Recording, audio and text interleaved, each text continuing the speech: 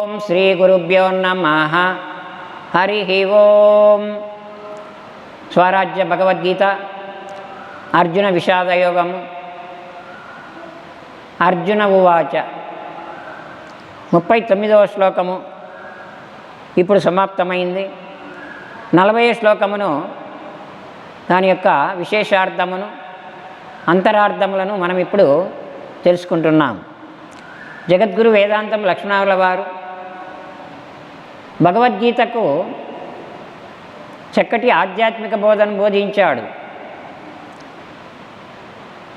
అనుభవముతో కూడినటువంటి విద్యను వేదవ్యాసుడు రాసినటువంటి ఈ పాండవ కౌరవుల సైన్యముల యొక్క వ్యక్తులను, ఆ వ్యక్తుల పేర్లను అక్కడ సృష్టించి అక్కడ నిజంగా యుద్ధము జరిగినట్లుగానే బాహ్య యుద్ధమును మనము జరిగినట్లుగా భావించుకుంటున్నాము.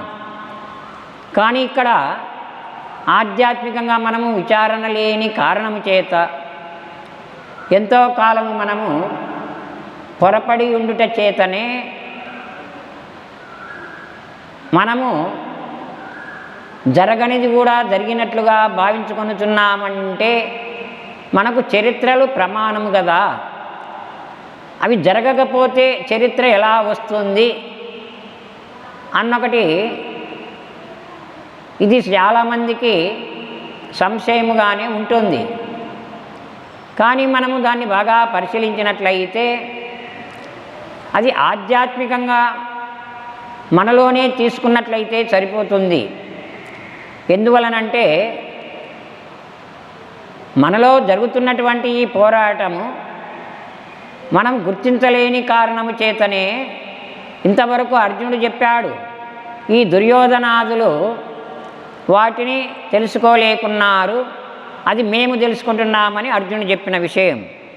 అర్జున ఉవాచ కులక్షయే ప్రణశ్యంతి కులధర్మా సనాతనాః ధర్మే నష్టే కులం కృత్స్నం అధర్మోభిభవచ్యుత.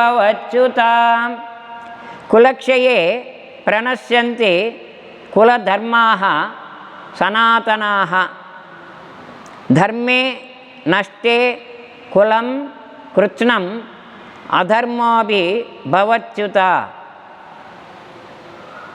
అధర్మః అభిభవతి ఉతః ధర్మే నష్టే కులం కృత్స్నం అధర్మః అభిభవతి ఉతః. కులక్షయే కులక్షయమునందు సనాతనాః సనాతనములైన కులధర్మాః కులధర్మములు ప్రణశ్యంతి నశించుచున్నవి.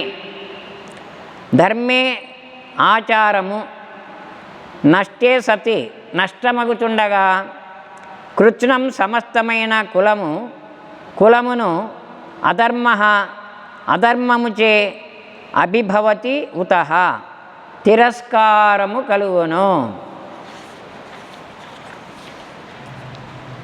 కులనాశముచే ఈ సనాతన కులధర్మములు నశించును. ధర్మ నష్టముచే సమస్త కులమును అధర్మముచే తిరస్కారమునందును అని భ్రాంతి వచనమును అర్జునుడు చెప్పెను. ఎందువలనంటే సత్యాన్ని గుర్తించనంత వరకు ప్రతి ఒక్కరు కూడా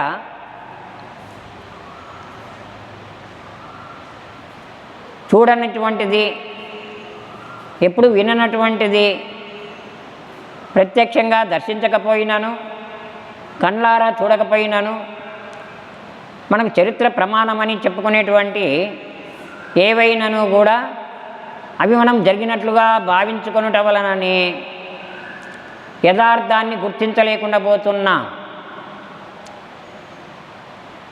ఏ కారణం చేతనంటే ఒక వ్యక్తి మరణించాడు అని నువ్వు చూడకపోయినా నీ ఆప్తమిత్రుడు నీకు చెప్పుట వలన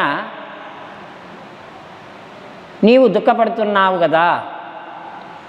కళ్ళతో చూడలేదు, కానీ ఆప్తమిత్రులు చెప్పినందువలన ఎందుకు మనం దుఃఖపడుతున్నాము? మన రక్త సంబంధీకులు ఎవరైనాను ఆ విధంగా చనిపోయినచో నీవు దుఃఖపడుతున్నావు. కారణం చూడకపోయినా విని ఉన్న దోషము చేత దుఃఖపడుతున్నావు.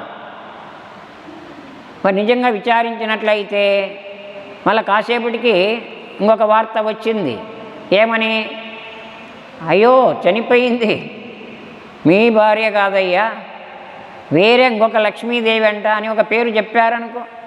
మరి ఆ పేరు వినడం వలన వెంటనే ఆయనకు దుఃఖము ఎలా పోయిందో యథార్థం తెలుసుకున్నాడు కదా. ఇప్పుడు ముందు చెప్పినప్పుడు సత్యమని నమ్మినాడు, దుఃఖపడినాడు, ఏడ్చాడు. మరలా ఆ పేరు గల వ్యక్తి మీ వారు కాదు, అది అవతలి వీధిలో ఉన్నటువంటి వారు అని చెప్పడం వలన ఈయనకు దుఃఖం పోయింది. అట్లనే మనం కూడా ఈ యథార్థ జ్ఞానము కలగనంత వరకు నిజముగానే జరిగినదని మనం భ్రాంతి చెందుట వలననే మనకు ఈ ప్రమాదాలన్నీ మనకు గురవుతున్నాము. అందువలన ఈ ప్రమాదములకు గురి కాకుండా కులనాశముచే ఈ సనాతన కుల ధర్మములు నశించును, ధర్మ నష్టముచే సమస్త కులమును అధర్మముచే తిరస్కారమునందును అని భ్రాంతి వచనమును అర్జునుడు చెప్పెను. హరి ఓం తత్సత్.